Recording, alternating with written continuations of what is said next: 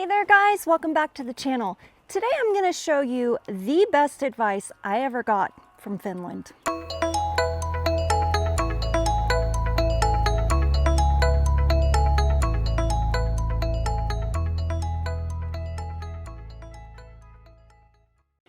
So we're finally into January and we have snow.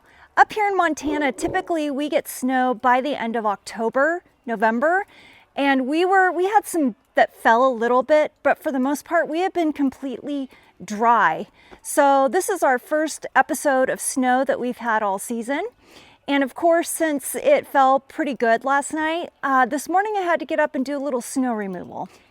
The first year I was here, not growing up in snow, I learned a few hard lessons. And one is, if you're not diligent about your snow removal, you will end up on an ice rink.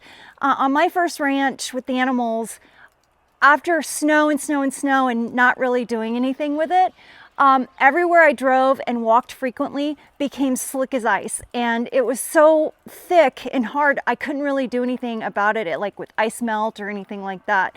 So since I've been here on this new ranch, almost 4 years now, I've become pretty good at snow removal, and I also use it as a way to stay fit. However, the best advice I ever got for snow removal came from a really good friend of mine. She actually was one of the first friends I made when I came up here, who is from Finland. And she saw what I was doing beforehand and suggested this. This here is a snow plow.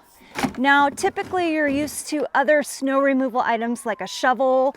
They even have ones that kind of look like the front of, like the blade that goes in front of snow removal trucks. I've tried them all and I actually spent more money than I should have on those until I found out about this. This was about $60 and I got it from Ace Hardware, local Ace Hardware here. So I'm sure it's in most hardware stores, Tractor Supply type stores, but I'm going to show you how much easier it is to push snow than your ordinary shovel, or I don't know what you would call those, like a plow shovel. So let's get started. As you can see, I've already plowed 2 rows here. When it snows really heavy, the first thing I do in the morning when I get up to let the chickens out is I actually make these little trails for them, because otherwise they struggle to get around or they stay in the barn all day. So I make these little trails for them, and it's the cutest little thing to watch them walk, and Turkey Dude, walk around on the little trails. But I'm going to show you how easy it is and how quick it goes with this sled, making the rows with the sled plow.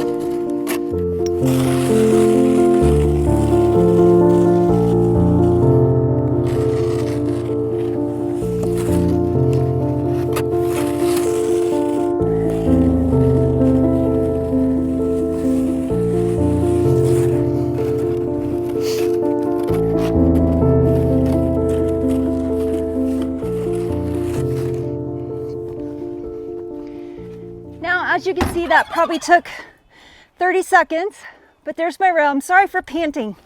It is a little bit of a workout, and it's actually why I choose to use that.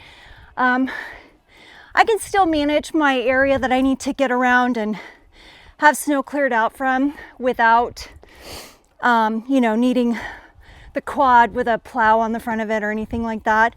And it's just really good exercise. So I really do choose to do that. And as you can see, it's a pretty efficient pathway that it makes, and it's really quick.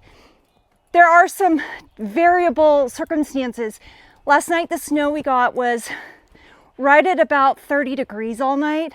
So it's really super heavy, kind of wet snow, which is actually why the first thing I did this morning before it started warming up was get out and push it around, because I knew the longer I waited, the more it was just going to turn into slush and kind of ice, and it's actually fairly heavy. Another tip that I haven't done, but I will need to do, is if you coat the top of this with like Pam cooking spray, the snow will build up on it, and when you push it off like I did on the way up, it will just fly right off. It won't stick to it. But like right now, as heavy and icy as it is, you would find that it's gonna start to kind of stick to it and kind of chunks. So that's a really good way to, and you don't need to do it every time. I think I maybe did it a couple times last year.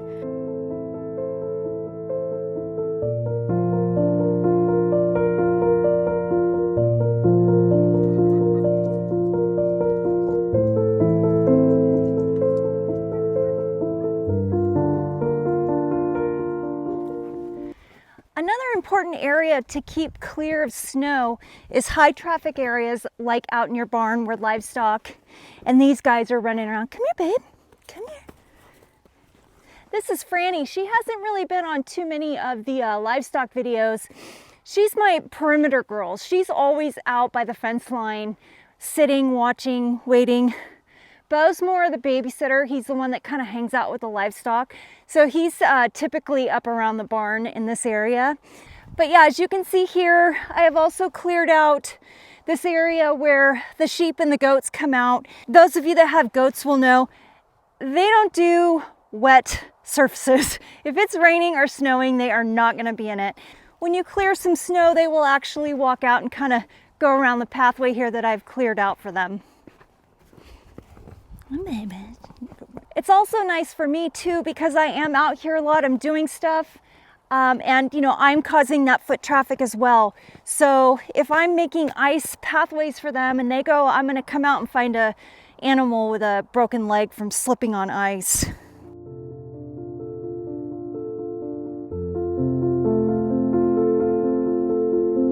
Come, bud.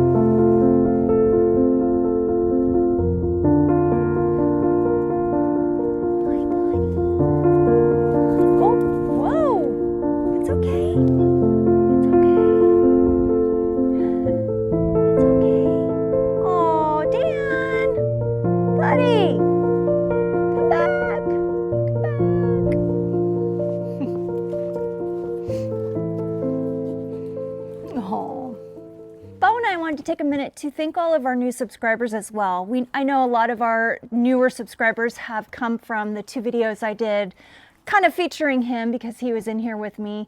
They are not pets, and please do not do this to them. So we wanted just to thank all of you for subscribing, and we hope that you enjoy our channel. Also, you'll see on the tip of his nose here, he's got a little thing going on. I thought he had rubbed it from trying to get out the other night from fireworks. 4th of July and New Year's are not great holidays here. These guys absolutely hate fireworks and they panic extremely bad. He tries to get out from any way he can. I usually keep them secure so they can't run around. And I thought maybe he had rubbed the tip of his nose. But then I realized that around this time last year, my goats kind of had the same thing on their nose. So I do believe he has contracted what's called sore mouth. It's a virus, and it's just a pustular lesions on the face area. So he's on an antibiotic so it doesn't get infected while it's open, and a little bit of a pain reliever. So he's recovering. Do you want to tell everybody thank you? Tell everybody thank you, buddy. Love you so much. I love you. Yeah, he's pretty down and out. Luckily, he didn't want his breakfast, but I luckily got him to eat. I cooked a little scrambled egg with antibiotic in it. So thankfully, he ate just that little scrambled egg and then a couple of wet food, I rolled them up like little meatballs with his pain reliever in it. So he ate those 2 things and that was it. Oh, the pure paw. Even though he doesn't feel good, he is still on guard here, just head on a swivel, looking around. They just don't stop, even when they don't feel good. I love you. So on that note, I'm going to end the video today. I am really exhausted from pushing all that snow. I actually got a lot accomplished. everything you saw, I didn't show you everything, but mostly everything you saw today, I got done in about an hour. So those plows are really amazing, or yes, sled plows is what I call them. They're really amazing. They make your job so much easier with a little bit of a workout.